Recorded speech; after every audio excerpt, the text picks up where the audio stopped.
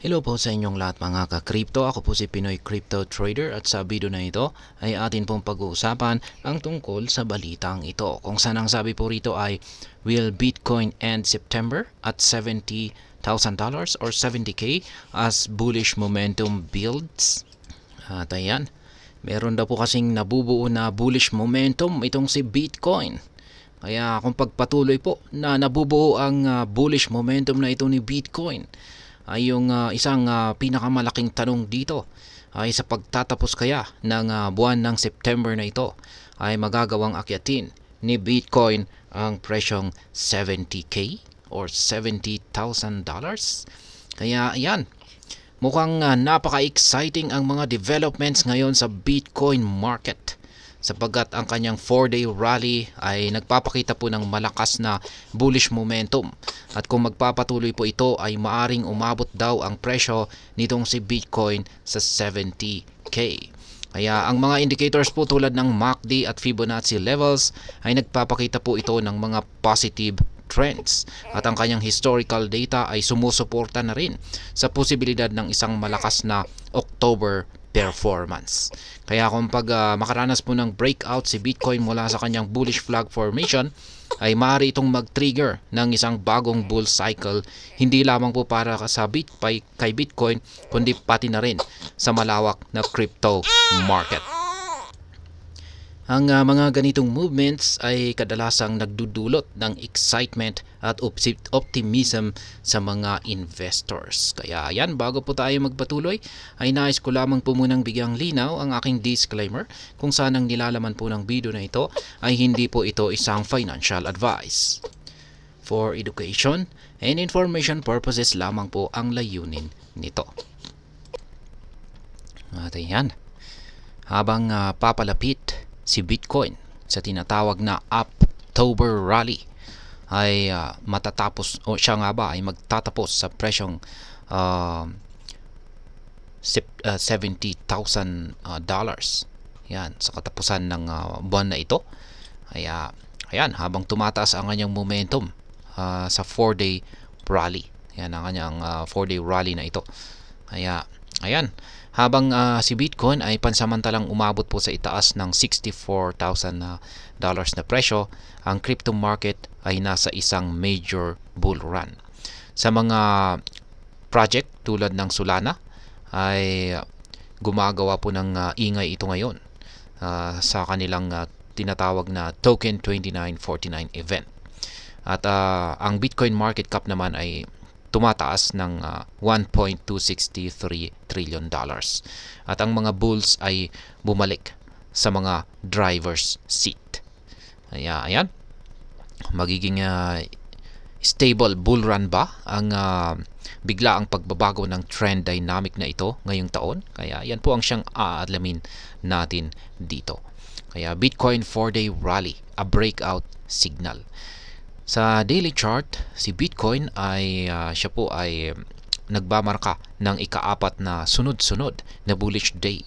At ito po ay nagre-rehistro ng intraday gain na 1.49% mula sa opening price na $62,950. Sa 24-hour high na $64,121, ang Bitcoin price trend ay patuloy na nagbi-build ng bullish momentum. At matapos makaranas ng 4 na sunod-sunod na green candles, si BTC or Bitcoin ay tumaas po ng 10.91% at kasalukuyang nagtitrade sa presyong $63,914.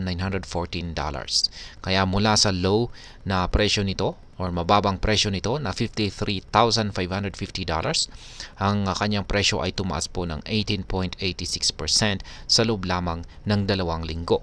At ito po ay nagpapahiwatig ng isang matatag na bullish reversal. Ang recovery na ito ay nalampasan ang parehong 50-day at saka 100-day simple moving averages. At ngayon ay sinusubukan po nito ang 200-day na SMA. Bukod dito, si Bitcoin ay humaharap po sa isang resistance mula po ito sa isang local trend line malapit sa presyong $64,000.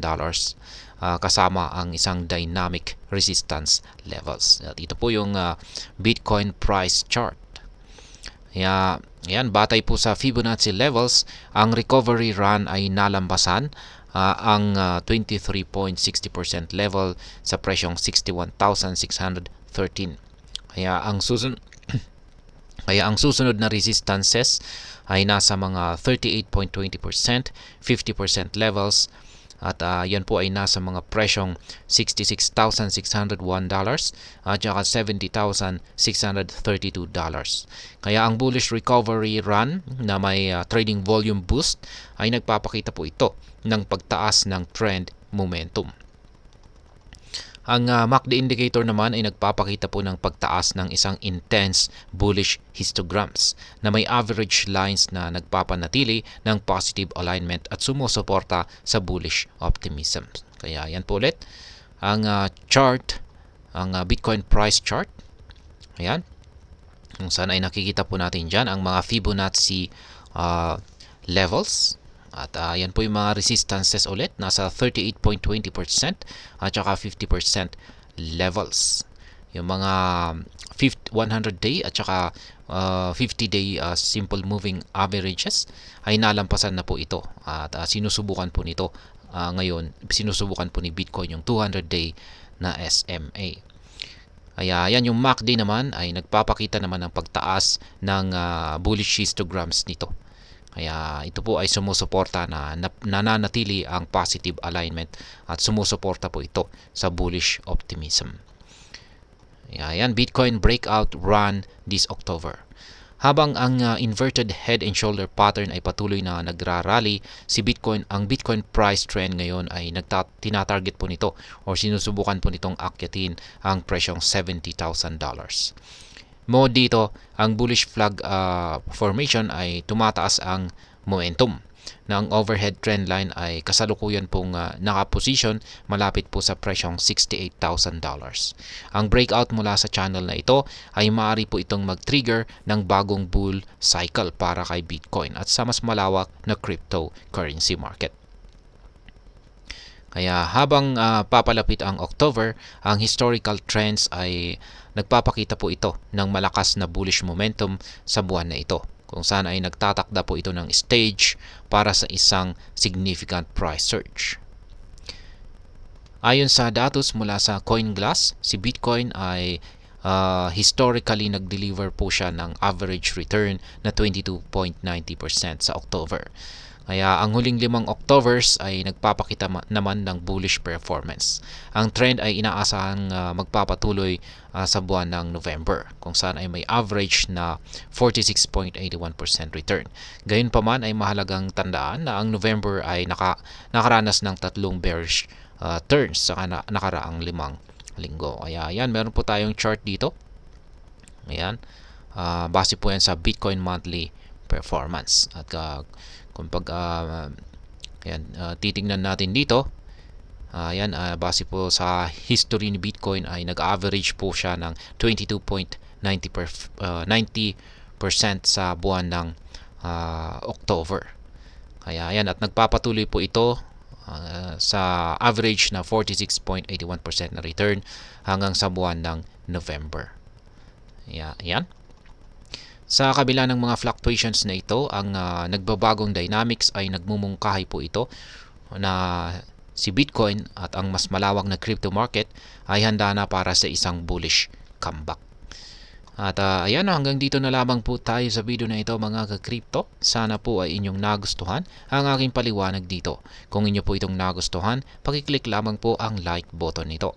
Para naman po sa mga bago lamang dito, kayo po ay aking inaanyayahan para mag-subscribe. Pakiclick na rin po ang bell icon nito dahil ito po ang siya magsisilbing notification nito sa mga bago kong videos na akin pong ina-upload sa aking YouTube channel na ito.